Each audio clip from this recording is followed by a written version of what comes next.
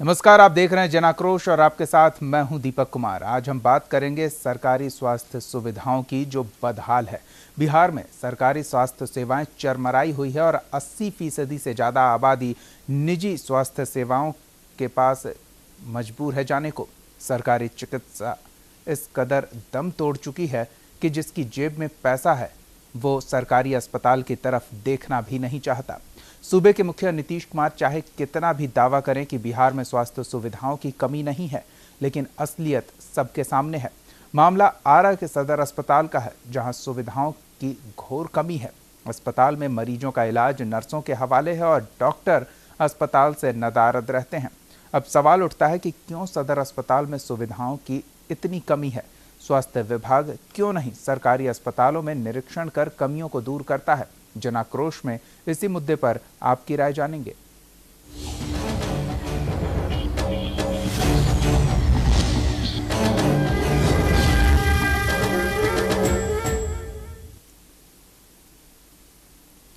सूबे के मुखिया नीतीश कुमार सूबे में स्वास्थ्य सुविधाओं को लेकर कई दावे करते हैं, लेकिन उनके दावे तब फेल हो जाते हैं जब मरीजों को मिलने वाली मूलभूत सुविधाएं भी नदारद रहती है।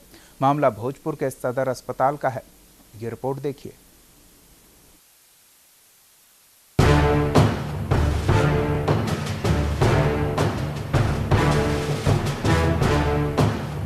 यह है आरा का सदर अस्पताल।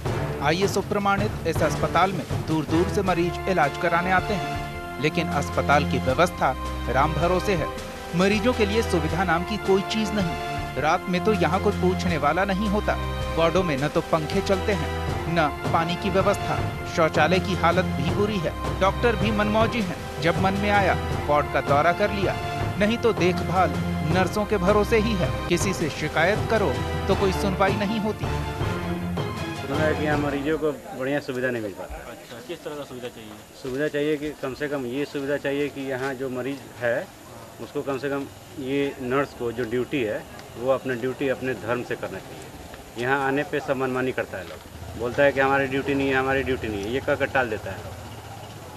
क्या पैसे की मांग और करता है? ना पैसे की मांग तो नहीं करता है लोग, लेकिन ये जरूर कहता है कि हमारी ड्यूटी नहीं है। पूछने पे पूछा जाता है जब कि यहाँ की कौन सी डॉक्टर की ड्यूटी है, ये भी सही से कोई बता नहीं पाता है। परेशानी कि सही से ट्रीटमेंट नहीं किया जा रहा है। कोई डॉक्टर देखभाल सही से नहीं कर पा रहा। बुलाने के बावजूद भी नहीं ढंग से आ रहे हैं और देख के ऐसे चले जा रहे हैं, कुछ कर नहीं पा रहे हैं। इनको गंभीर चोट है कि हल्का चोट है? नहीं, बहुत ज़्यादा से ज़्यादा इनका चोट है। फ्रैक्चर पूरा, एक साइड का जो हैंड है ना, फ्रैक्चर पूरा हो गया है। तो मतलब अभी कोई डॉक्टर नहीं आया है? अभी नहीं आए हैं। अभी मरीज को परेशानी है? परेशानी बहुत ज़्यादा है। इनका ज़्यादा दर्द हो रहा है, परेशानी है। तो बहुत 10-11 बजे तक रात के तो यहाँ पर कहाँ भेजे? बाहरिए में बैठे पड़ी। पानी ले के बाहर से लेके मैं अंदर बैठी, ना तो बाहर अपन जहाँ मन कोई रोडे पर बढ़ जाता, कोई नाला में बढ़ जाता, कोनो साधन नहीं जाने के। कहाँ नहीं का मैंने शौचालय में व्यवस्था?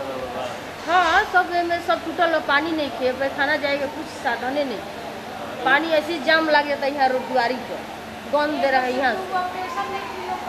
और क्या परेशानी है? और परेशानी की यहाँ इतना ना हो जे डॉक्टर बैठल बा, डॉक्टर के बगल में बैठल वालो, डॉक्टर के बगल में कहता लोग हमारा क्लिनिक पे चलिए, 14,000 लेंगे, 15,000 लेंगे, कर देंगे। डॉक्टर के लग रहे बैठ के? हाँ, कुछ दूर हट करके।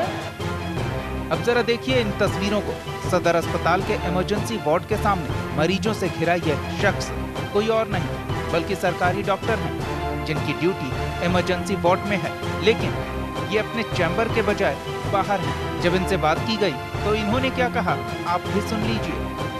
अंदर में काफ़ी गर्मी है, एसी काम नहीं कर रहा है, बंद पड़ा हुआ है, अंधेरा भी है। तो इसके बारे में सर और यहाँ के प्रशासन को बताया मुझे क्या? ये एक्चुअली में 4-5 दिन से खराब है। कितनी बार कहा जा चुका है, लेकिन पता नहीं क्यों नहीं बन रहा है। तो इमरजेंसी के सामने सब खड़े हैं और इतनी परेशानी हो रही है, कब तक इस तरह का चलेगा? अब हम लोग तो जो इसको देख रहे हैं उनको बोल ही सकते हैं, कर सकते हैं। वहीं जब सदर अस्पताल के सिविल सर्जन से इस बारे में पूछा गया तो उन्होंने 2 से 4 दिन में सारी व्यवस्था दुरुस्त हो जाने की बात कही। अस्पताल को देखने के लिए उपाधीक्षक माने का पूर्ण दायित्व है। मेरा काम सहयोग करना, जब हमको जानकारी मिलेगी तभी ना हम उनको सहयोग करेंगे। लेकिन पूर्ण रूप में न कभी वो हमको शिकायत करते हैं।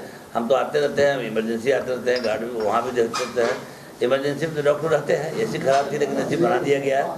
और जहाँ तक महिला चिकित्सक की बात है, अब तो यहाँ 5-6 डॉक्टर नहीं है। प्रसूति वार्ड में जो शौचालय है वो भी कारगर साबित नहीं है, वहाँ पानी की व्यवस्था किल्लत है और पंखा भी नहीं चलता है, जिससे मरीज काफ़ी ठीक है, हम देख लेते हैं स्वयं। कल हम देख लेंगे दिन में, कब सुदृढ़ हो पाएगा? हाँ 2-4 दिन हम करवाते हैं। कल हम देख लेते हैं। अब जो रात्रि है इसलिए मैं कल देख करके मैं उसका हम व्यवस्था कराता हूँ। तो देखा आपने किस कदर सदर अस्पताल में मरीजों की स्थिति बदतर है, लेकिन सुशासन बाबू अपनी व्यवस्था पर पीठ थपथपाते नहीं थकते। न्यूज इंडिया के लिए आरा से अटल बिहारी पांडे की रिपोर्ट। तो इस मुद्दे पर आप भी अपनी बात हमारे साथ साझा कर सकते हैं। अपने इलाके में मिल रही सरकारी स्वास्थ्य सुविधाओं के बारे में भी बता सकते हैं कि किस तरह की सहूलियत मिल रही है और जो सरकार के दावे हैं वो कितने दमदार हैं। हमारा फ़ोन नंबर आपके टेलीविज़न स्क्रीन पर फ्लैश हो रहा है। इन नंबर्स पर कॉल करके आप अपनी बात हमारे साथ साझा कर सकते हैं।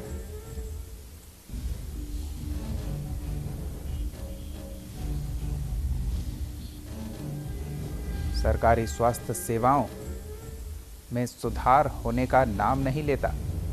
शिव कुमार पांडे जहानाबाद से एक दर्शक जुड़े हुए हैं। जी शिव जी, क्या कहेंगे इस मुद्दे पर?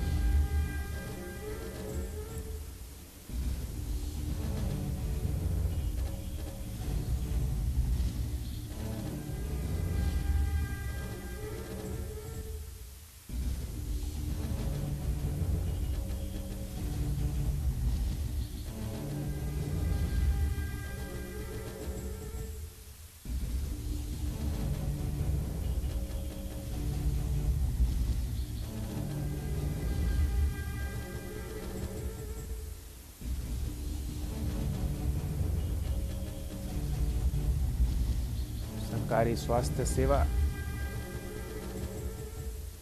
बदहाल है। पटना से एक दर्शक रामेश्वर प्रसाद जुड़े हुए हैं। जी रामेश्वर जी, क्या कहेंगे इस मुद्दे पर? जी, मेरा कहना है कि कोई भी सरकारी फंड जब किसी भी में दिया जाता है जी, जैसे हेल्थ पर हुआ, शिक्षा पर हुआ, चाहे किसी चीज पर, तो वो पैसा डायरेक्ट कोई मंत्री चाहे कि निकाल के हजम कर जाए, वैसा नहीं है। उसका पूरा प्रक्रिया अपनाना पड़ता है और पूरा प्रक्रिया अपनाने में जो एक डॉक्टर को रिसीविंग देना है वो भी देते हैं जी। हॉस्पिटल में जितना खर्च होना है वो टोटल वो खर्च उस हॉस्पिटल पर दिखाना पड़ता है। वहाँ के लोग रिसीव करते हैं, दिखाते हैं, बजट देते हैं, सब पूरा करते हैं। तो जब खाना पूर्ति आप डॉक्टर से करवाते हैं जी, तो डॉक्टर तो आपकी कमजोरी जानता है कि आप जो भी पैसा खाते हैं ऊपर में बैठे बैठे वो हमारे सिग्नेचर से हो के जाता है आपका पैसा। तो खुद भी जब लापरवाही करते हैं या भागे रहते हैं तो आप उनका दंडित नहीं कर सकते हैं। अगर दंडित करेंगे या कोई कार्रवाई करेंगे तो आपका पूरा पोल खोल देंगे।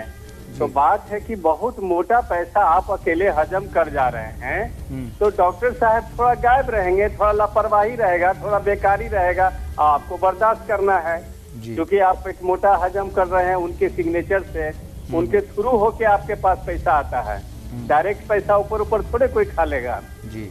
तो यही वजह है कि मंत्री जितने भी हेल्थ विभाग के मंत्री हैं खामोश हैं, चुप है, क्योंकि वो बेबस है, क्योंकि वो लूट के खा रहे हैं। और डॉक्टर साहब लापरवाह हैं, वो जानते हैं कि आप मेरा कुछ नहीं बिगाड़िएगा क्योंकि मेरे थ्रू आप खा रहे हैं जी। बस यही चल रहा है कालाबाजारी बिहार में जी। धन्यवाद रामेश्वर जी इतनी जानकारियां देने के लिए। तो आप भी हमें फ़ोन कर सकते हैं। हमारा फ़ोन नंबर आपके टेलीविज़न स्क्रीन पर फ्लैश हो रहा है। इन नंबर्स पर कॉल करके आप अपनी बात हमारे साथ साझा कर सकते हैं। शिव कुमार पांडे जहानाबाद से एक दर्शक जुड़े हुए हैं। जी शिव जी, क्या कहेंगे इस मुद्दे पर? जी दीपक जी, यह व्यवस्था मात्र आरा की ही नहीं है बल्कि पूरी बिहार का स्वास्थ्य व्यवस्था चरमरा गई है। हम जहानाबाद में रहते हैं, जहानाबाद में बहुत भारी अनुमंडलीय अस्पताल है, लेकिन न तो समय पर एक डॉक्टर और न तो समय पर एक नर्स। यहाँ तक कि अगर इमरजेंसी वार्ड में आप जाएंगे तो रोगी के जगह हर बेड पर 2-2 4 कुत्ता परल में मिलेगा। तो सवाल ये है दीपक जी कि जिसके माने तहत ही है स्वास्थ्य मंत्री इसके इतना बड़ा बिहार में भ्रष्ट हैं, इतनी बड़ी अशिक्षित स्वास्थ्य मंत्री हैं, बिहार की स्थिति होगी क्या डॉक्टरों को? यह गरीबों के नाम पर इन लोग गरीब को कत्ल करके, आखिर दीपक जी आप बताएं कि कोई भी अमीर व्यक्ति चाहता है सरकारी स्कूल और सरकारी अस्पताल में जो भी जाता है गरीब व्यक्ति जाता है, और ये रोज अब तो लालू से ज्यादा तेजस्वी बोलने लगा कि हम गरीब गुरबा के बात करते हैं, तो ये गरीब गुरबा की हत्या करके गरीब गुरबा के पैसे को लूटकर ये लोग अरबपति हो रहे हैं। अब जो हो डॉक्टर पता ये नहीं मुख्यमंत्री जी को ये क्या लग रहा है, इस तरह का एक मूर्ख स्वास्थ्य मंत्री बना दिया है, इसको अपने न डॉक्टर लिखे आता है न पढ़े आता है, न अस्पताल में वो दवाई के नाम लिख सकता है न पढ़ सकता है। तो इस स्थिति में बिहार का स्वास्थ्य विभाग आप रोज दिखाते रहिए और हम रोज बोलते रहे, लेकिन यह महागठबंधन के सरकार ने स्वास्थ्य और शिक्षा को बिहार से चौपट कर दिया, क्योंकि लोगों को मूर्ख रख के और इसको वोट लेना है, बस इतना ही काम है। धन्यवाद अपनी बात रखने के लिए, लेकिन हम चुप्पी भी नहीं साध सकते हैं। चुप्पी साध लेने से ऐसे लोगों का और मनोबल बढ़ेगा। कम से कम उन्हें इस बात की तो चिंता होगी कि कोई है जो देख रहा है, जो शिकायत कर रहा है। रंजीत प्रसाद एक दर्शक धनबाद से जुड़े हुए हैं। जी रंजीत जी, क्या कहेंगे इस मुद्दे पर? मैं ये कहना चाहता हूँ, सरकार की जितनी भी स्वास्थ्य विभाग की छोड़ दीजिए, स्वास्थ्य विभाग, प्रशासनिक विभाग, पुलिस विभाग, जितने भी विभाग है तो कार्य शिथिलता का प्रतीक बन चुका है जी। अगर इसमें फेरबदल करना है तो उपस्थ अधिकारी को अपदस्थ किया जाए, क्योंकि इसी लोगों के कारण से अपनी लाल फितरताही के कारण से ये मॉनिटरिंग नहीं कर पाते हैं और अपने आप में ही रहते हैं, भ्रष्टाचार में लिप्त रहते हैं। अगर इसी तरह की कार्रवाई होती रही तो जंगल राज तो निश्चित रूप से व्याप्त हो जाएगा। आज देख रहे हैं जम्मू कश्मीर का क्या हाल हो गया, वहाँ प्रशासनिक व्यवस्था को दरकार अभी किया गया, तो कोई कार्रवाई नहीं की गई प्रशासन। अगर पूर्व से ही इस तरह की व्यवस्था को सुरक्षित किया जाता तो आज ऐसी स्थिति वहाँ व्याप्त नहीं होती। इसी तरह से पूरे देश में इस तरह की स्थिति व्याप्त होती जा रही है, न कोई नीति नियम कोई व्यवस्था कुछ है ही नहीं है गरीब गुरबा के लिए। जो भी संस्था चल रहा है अपने मन मुताबिक चल रहा है, कोई नीति नहीं है। अगर व्यवस्था सरकार को पूर्ण रूप में सुचारू रूप से लाना है तो उसमें मॉनिटरिंग करना होगा और बड़े बड़े अधिकारियों को भी भ्रष्टाचार में लिप्त है उसको अपदस्थ किया जाना चाहिए। अगर इस तरह की अव्यवस्था, क्योंकि सरकार हम लोग क्यों बनाते हैं, सरकार इसलिए बनाते हैं कि सरकार हमारी सहायता, गरीब गुरबा की सहायता करते हैं, और लेकिन किस तरह की बातें सब अपने रोजी रोटी में लगे रहते हैं। सब भ्रष्टाचार में पैसा 1,000 करोड़ कोई बना रहा है कि 2,000 करोड़, इस तरह से प्रशासनिक व्यवस्था में भी इसी तरह का बात है। लेकिन जब गरीब 70-80 रुपया कमा करके अपना जीविकोपार्जन करता है, उसकी स्थिति को आप ध्यान में रखते हुए इस तरह का व्यवस्था किया जाए, क्योंकि आप कहते हैं कि सबका सबका विकास है, तो सबका विकास कैसे होगा? जब तक आप पूरे देश में एक नीति नियम लागू करेंगे तभी जाकर के सुचारू रूप से सबका साथ सबका विकास होने की संभावना प्रतीत होगी। और मैं नरेंद्र मोदी जी से तथा भारत के तमाम राज्यों के मुख्यमंत्रियों से दरख्वास्त करता हूँ कि एक नीति के तहत काम करें और भारत का विकास करें। जय हिंद। धन्यवाद रंजीत जी अपनी बात हमारे साथ साझा करने के लिए। तो आप भी हमें फ़ोन करें, हमारा फ़ोन नंबर आपके टेलीविज़न स्क्रीन पर फ्लैश हो रहा है। इन नंबर्स पर कॉल करके आप अपनी बात हमारे साथ साझा कर सकते हैं।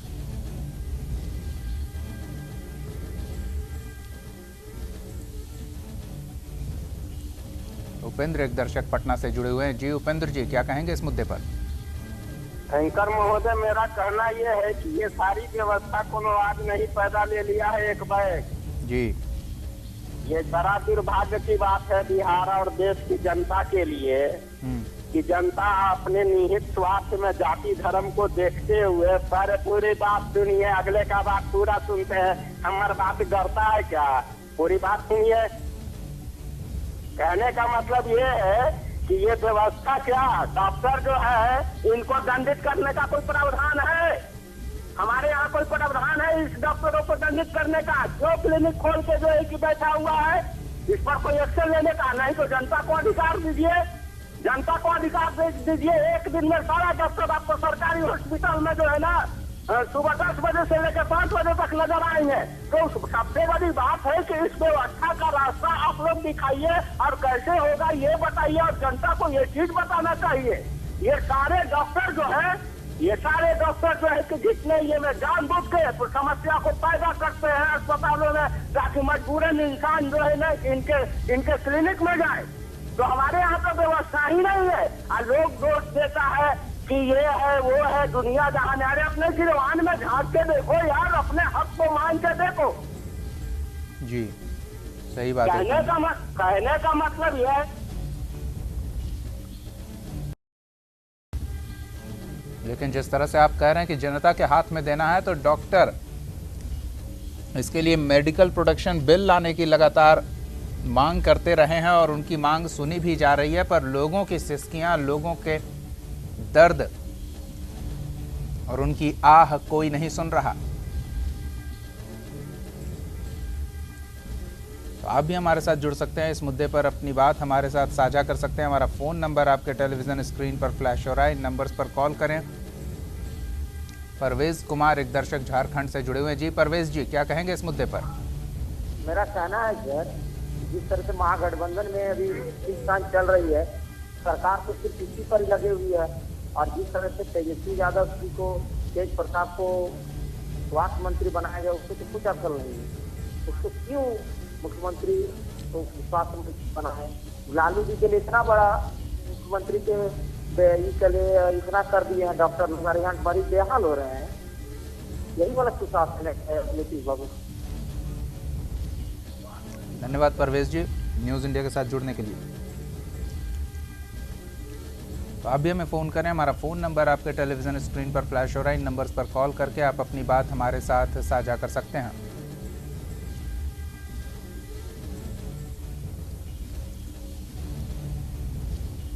सरकारी स्वास्थ्य सुविधाएं बदहाल है, अस्पताल बदहाल हैं, व्यवस्था नाकाम है,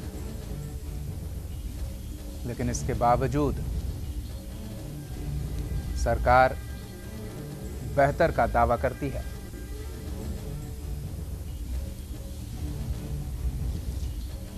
पर कोई सुधार होता नहीं दिखता।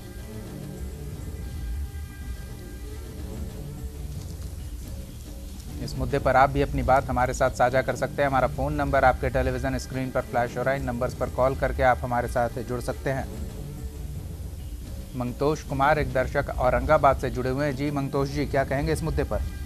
दीपक जी की स्थिति है बिहार में। हेलो जी, सुन रहे हैं, बोलिए। दीपक जी की स्थिति है बिहार में स्वास्थ्य का जी इतना बदतर है, उसका तो कुछ कहना नहीं है। मेरा औरंगाबाद में मेरा ग्राम कमोली है जी, न तो डॉक्टर आते हैं और ना कोई वहाँ नर्स रहता है। मंतोष जी, पीएचसी है आपके इलाके में? जी पीएचसी की तो स्थिति और बदतर है। हम ISO सर्टिफाइड अस्पताल, सदर अस्पताल की तस्वीर दिखा रहे हैं। जब वहाँ ये हाल है तो पीएचसी में अंदाजा लगाया जा सकता है। जी मंतोष जी, बताइए क्या स्थिति है? जब से नीतीश कुमार बीजेपी से हटे हैं जी, तब से स्वास्थ्य व्यवस्था, शिक्षा व्यवस्था, सारा व्यवस्था बिहार का गड़बड़ा गया। इस बात को मानने के लिए समझ नहीं रहे हैं तो जी, इस स्थिति को सुधारने का प्रयास करें नीतीश जी, शासन बाबू। स्वास्थ्य मंत्री खुद उनका स्वास्थ्य ठीक नहीं है तो हम लोग का स्वास्थ्य क्या ठीक करेंगे? वो तो खुद स्वास्थ्य में बेदहाल आदमी। चलिए, धन्यवाद मंतोष जी न्यूज़ इंडिया के साथ जुड़ने के लिए, अपने इलाके की स्थिति के बारे में जानकारी देने के लिए। तो लोगों में नाराज़गी देखने को मिल रही है और नीतीश कुमार की जो छवि है, जो उनका ट्रैक रिकॉर्ड है, उसके आधार पर लोग उम्मीद बांधे बैठे हैं, पर मौजूदा सरकार उन उम्मीदों पर खरा नहीं उतर रही।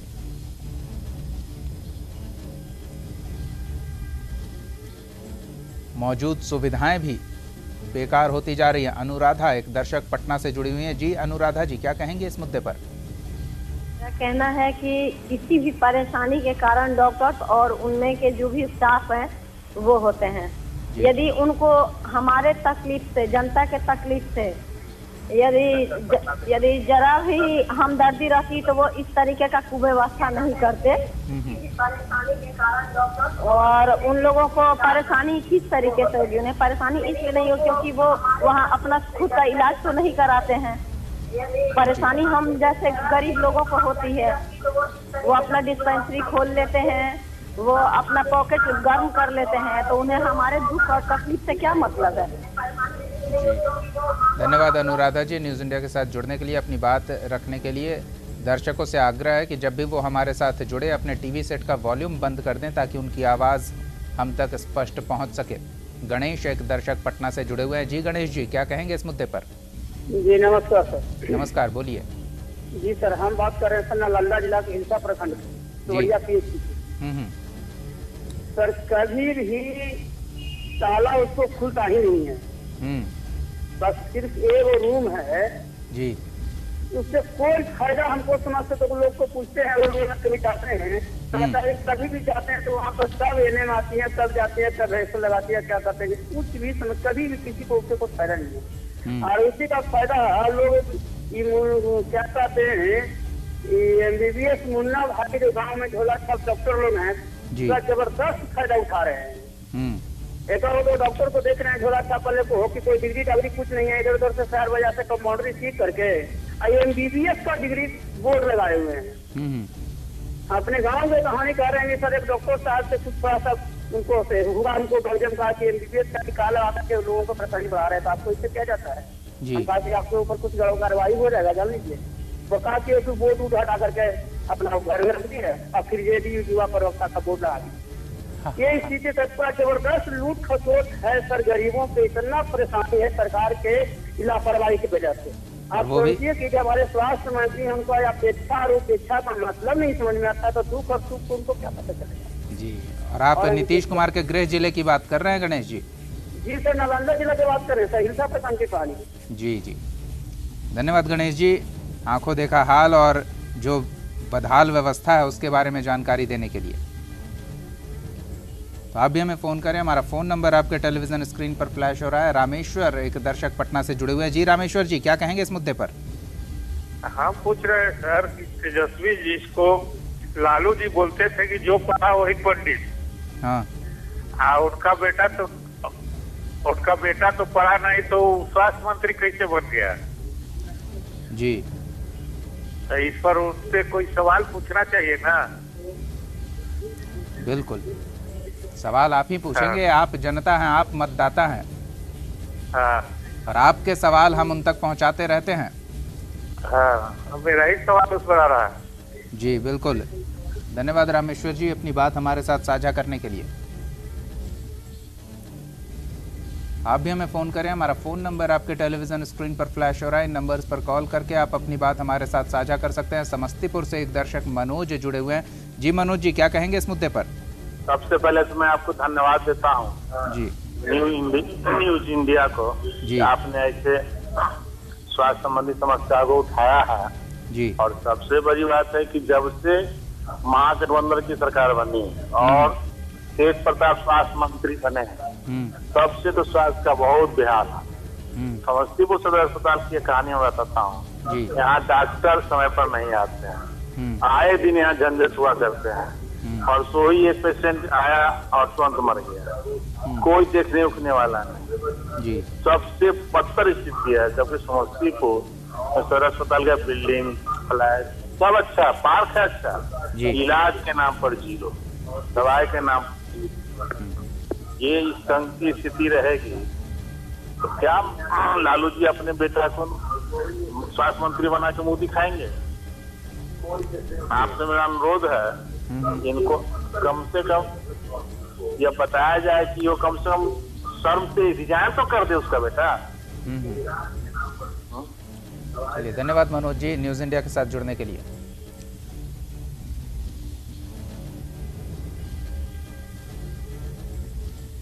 आप भी हमारे साथ जुड़ सकते हैं, इस मुद्दे पर अपनी बात रख सकते हैं। संजय सिंह एक दर्शक पटना से जुड़े हुए हैं। जी संजय जी, क्या कहेंगे इस मुद्दे पर? हाँ, इस मुद्दे पर एक ही बोलेंगे कि जो बिहार की बदहाल स्थिति आज के डेट में सारे अस्पतालों की है, अस्पतालों के नहीं, अगर मैं क्योंकि अभी अस्पताल की बात हो रहा है तो अस्पताल पर ही चर्चा करूंगा, लेकिन इस मुद्दे पर अगर देखा जाए तो ऐसे लोगों को आप मंत्री बना सकते हैं। जिस तरीके से भी जो हमारी स्थिति है उसके हिसाब से वो मंत्री बनाए थे, और मंत्री इस तरीके का जो बाप पूरी दुनिया को लूट कर खा गया, पूरे बिहार को खा गया, और उसके बेटे को, एक चोर के बेटे को सुप्रीम बनाया जाता है। एसी में बैठते हैं लोग, कमरे में बैठते हैं, उनको क्या पता कि बदहाल क्या स्थिति है अस्पतालों की। आप जाके देखिए अस्पताल में, गर्दनीलाल में सरकारी हॉस्पिटल है, उसके बगल में कितना बड़ा डंप लगा हुआ है, कूड़े का अंबार है। उस कूड़े का अंबार उठाने के लिए कितने बार प्रयास किया गया, डीएम ने ऑर्डर निकाला, हाईकोर्ट ने बोला, सारे वीआईपी का मकान है, इतनी दुर्गंध फैलती है। ऐसे ऐसे तो छोटे छोटे एग्जाम्पल दे सकता हूँ मैं, अनेकों एग्जाम्पल। पूरे अस्पताल की स्थिति खराब है, डॉक्टर की सिचुएशन आपको ही पता है, हमें भी पता है, सब लोग जानते हैं। इसके बावजूद भी कोई कार्रवाई नहीं किसी डॉक्टर से नहीं होती है। सारे डॉक्टर प्राइवेट प्रैक्टिस में लगे रहते हैं, हॉस्पिटल में पोस्टिंग कहीं और होती है और वो रहते कहीं और है, आना जाना लगा रहता है, डेली जाते हैं डेली आते हैं। इस तरीके का जो स्थिति है, यह जनता पीछा गरीब लोगों को मिल रहा है। बड़े लोग तो अस्पताल जाते हैं अमेरिका, लंदन ट्रीटमेंट कराने, चाहे वो रामविलास पासवान हो, लालू यादव हो या कोई भी हो, बस ऐसा है, सुविधा है, वो जाते हैं इलाज कराने, लंदन अमेरिका का इलाज करा के आते हैं। गरीब आदमी को एक हॉस्पिटल में जाता है, वो भी विकास की अदालत है, न डॉक्टर है, न कोई व्यवस्था है। जी बिल्कुल, धन्यवाद संजय सिंह जी न्यूज़ इंडिया के साथ जुड़ने के लिए, अपनी बात हमारे साथ साझा करने के लिए। आप भी हमारे साथ जुड़ सकते हैं। हमारा फ़ोन नंबर आपके टेलीविज़न स्क्रीन पर फ्लैश हो रहा है, इन नंबर्स पे कॉल करके आप अपनी बात हमारे साथ साझा कर सकते हैं। निशांत एक दर्शक पटना से जुड़े हुए हैं। जी निशांत जी, क्या कहेंगे इस मुद्दे पर?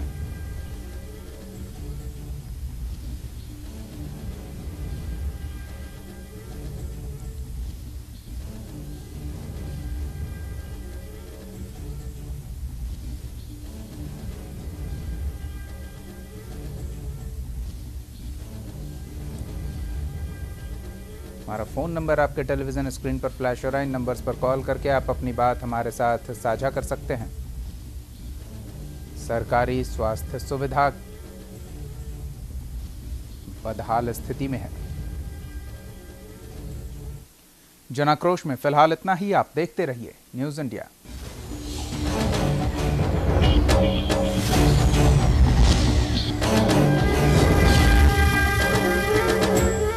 आप हमारे चैनल को YouTube पर सब्सक्राइब कर सकते हैं न्यूज़ इंडिया निम्स पर। इसके अलावा आप ट्विटर पर भी हमें न्यूज़ इंडिया 17 पर फॉलो कर सकते हैं। फेसबुक पर आप newsindia.nimsUnai पर हमें लाइक कर सकते हैं।